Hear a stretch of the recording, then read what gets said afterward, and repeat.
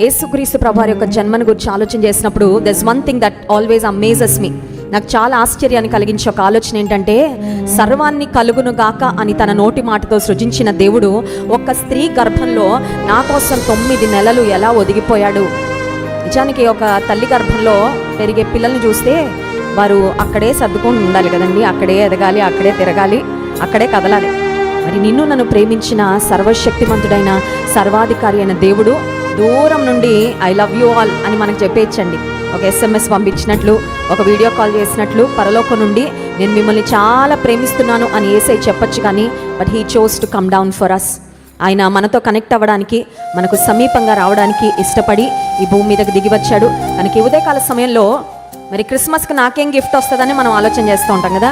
భర్త ఏం గిఫ్ట్ కొనిస్తాడు, తల్లిదండ్రులు ఏం కొనిస్తారు, ఫ్రెండ్స్ ఏం గిఫ్ట్స్ ఇస్తారు అని ఆలోచన చేస్తూ ఉంటాం. But this Christmas we must remember that Christ himself came as the perfect gift for man kind.